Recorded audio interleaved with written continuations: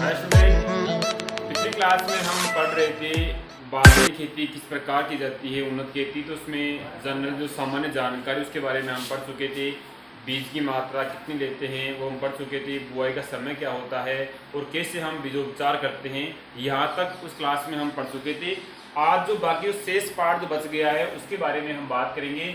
तो बात करते हैं बुआई का समय और विधि। बुआई का समय और विधि। बाजरे की बुआई का उपयुक्त समय होता है मानसून की जब अच्छी वर्षा होती है, मतलब दक्षिणी पश्चिमी मानसून की अच्छी वर्षा होने के बाद में हम बाजरे की फसल की बुआई करते हैं। तो बुआई का समय होगा वो होगा मध्य जून से मध्य जुलाई। मध्य जून से मध्य जुलाई। अब बुआई करते हैं तो हल्के पीछे कतारों में करते हैं और इसमें कतार से कतार की दूरी और प्लांट से प्लांट की दूरी होगी जिसे R/P। तो 30 से 40 तो क्या होगी, इसमें कतार से कतार की दूरी होगी और 15 से 20 सेंटीमीटर क्या होगी, इसमें पौधे से पौधे की दूरी होगी। मतलब एक कतार ये है, दूसरी कतार ये होगी।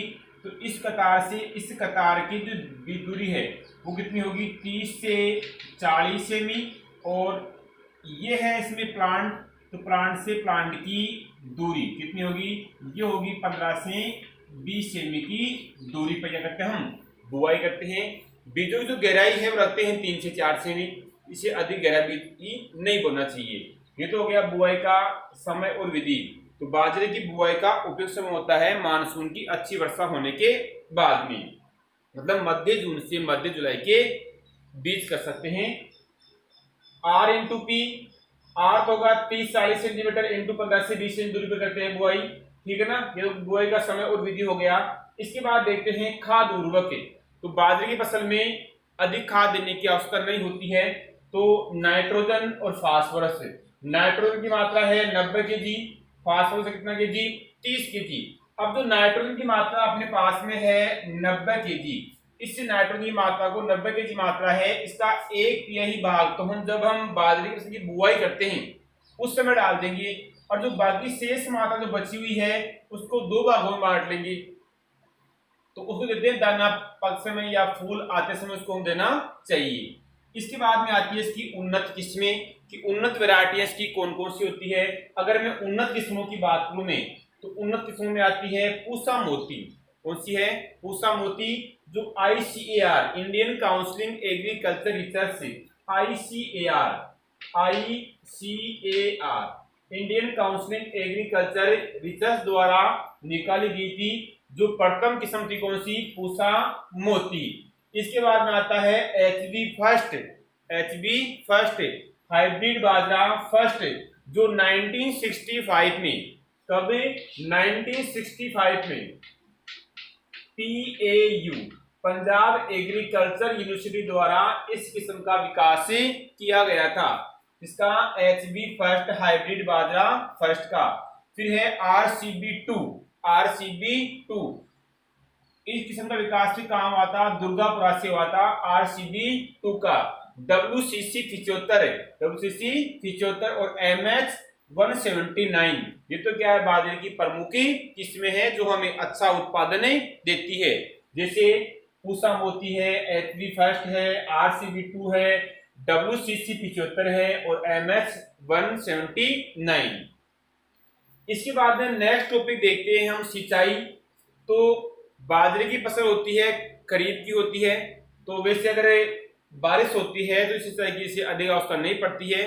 फिर अगर बारिश नहीं हो तो इसमें कौन कौन सी अवस्थाएं होती है, जो क्रांतिक अवस्थाएं होती है उनके ऊपर पानी पिलाना चाहिए। जैसे फुटान, जब भी पौधे में क्या आते हैं, फुटान होते हैं, उस समय पौधे क्या होती है, पानी की अधिक आवश्यकता होती है। फिर फूल आते समय तो एक करते हैं दाना पकते समय।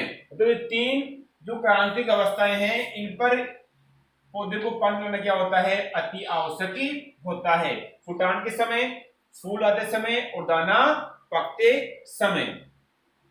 अब इसके बाद में करते हैं हम खरपतवार नियंत्रण। तो बाजरे की फसल कैसी है, खरीफ की है, और खरीफ में क्या होती है, बाजरे में बहुत सारे खरपतवार क्या होते हैं, इसमें अंकुरित होते हैं। तो इन खरपतवारों के अंकुरण को रोकने के लिए या मतलब फसल में खरपतवार नियंत्रण करने के लिए एक बार हम हाथों से निराई गुड़ाई का कार्य करते हैं। अगर फिर भी खरपतवार नियंत्रण नहीं हो पाता है तो खरपतवारनाशी एट्राजीन 1 kg प्रति हेक्टेयर की दर से बुआई के बाद और अंकुरण से पहले हमें देनी चाहिए। अगर प्रश्न पूछे कि बाजरे की फसल में खरपतवार नियंत्रण के लिए कौन सा खरपतवारनाशी काम लेते हैं, तो एट्राजीन खरपतवारनाशी हम काम में लेते हैं। इसके बाद में आते हैं इसके प्रमुख रोग कौन कौन से होते हैं। तो प्रमुख रोग की बात करूं मैं, तो प्रमुख रोगों में एक आता है हरित बाली रोग, जो हर एग्जाम में कई बार होता है। हरित बाली रोग इसे कहते हैं जोगिया या ग्रीन ईयर या इसे बाबा, इंपोर्टेंट है। हरित बाली रोग कहते हैं जोगिया, ग्रीन ईयर या बाबा इसे कहते हैं। यह रोग इसके लिए रोसपुरा, देखो इसके लोग रोसपोरा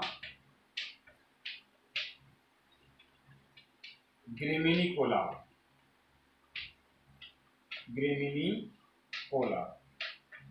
ये एक कवक है। इसके लिए रोसपोरा ग्रेमिनिकोला नामक कवक के माध्यम से क्या होता है, ये रोग फैलता है। हरित बाली रोग जोगिया, ग्रीन ईयर या हरित बाली रोग इसे कहते हैं बाबा।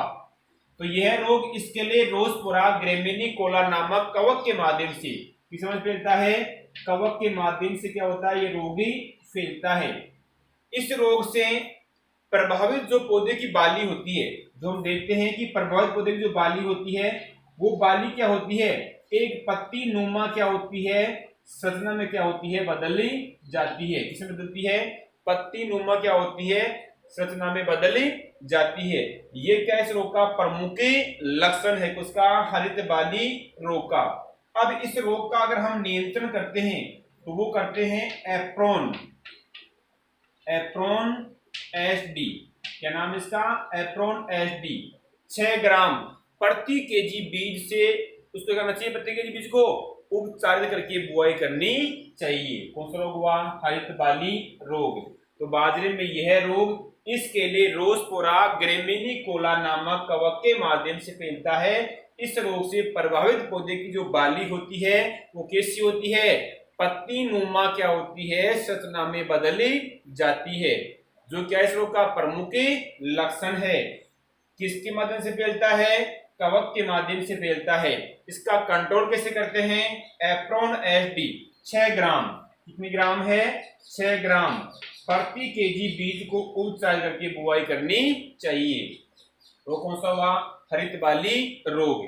इस हरित बाली रोग के बाद में देखते हैं हम इसमें कि जो आगे वाला रोग है वो देखते हैं अर्गट रोग। अर्गट रोग होता है, ये भी क्या होता है, कवक के माध्यम से होता है। कवक का नाम है क्लेवीसेप्स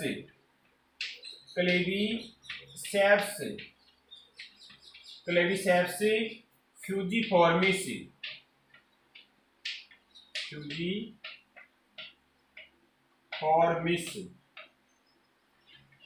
क्लेवीसेप्स फ्यूजीफॉर्मिस नामक जो कवक होता है उसके माध्यम से रोग फैलता है। कौन सा, अर्गट रोग।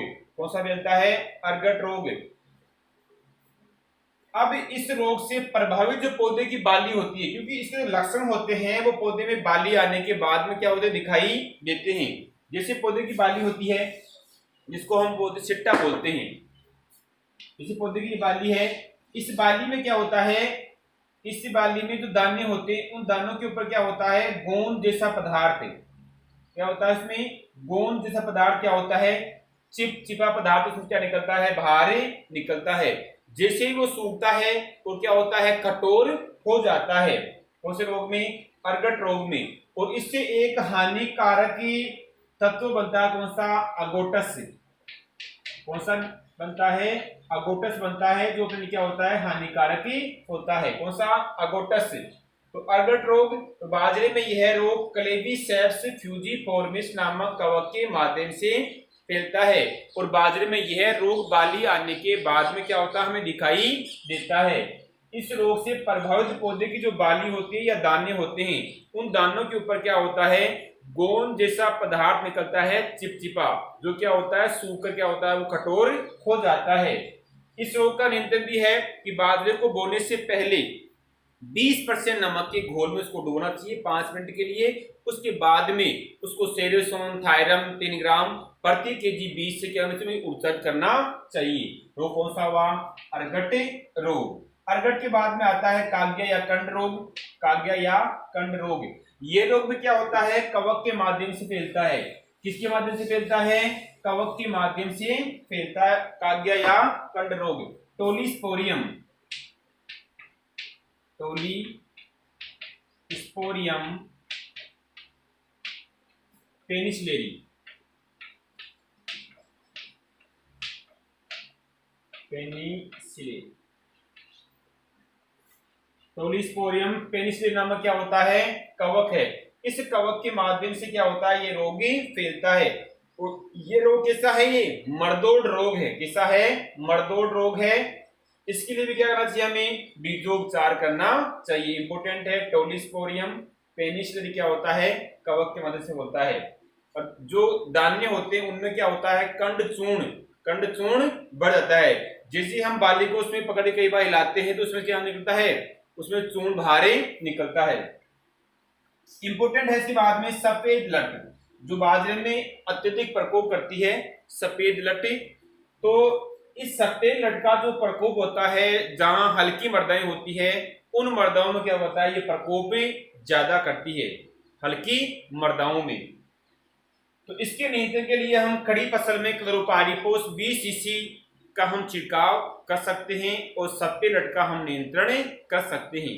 इसके बाद देखते हैं कि बाजरे की जो हमें उपज प्राप्त होती है, वो होती है 30 से 40 क्विंटल प्रति हेक्टेयर। कितनी होती है, 30 से 40 क्विंटल प्रति हेक्टेयर के उसमें उपज प्राप्त करते हैं।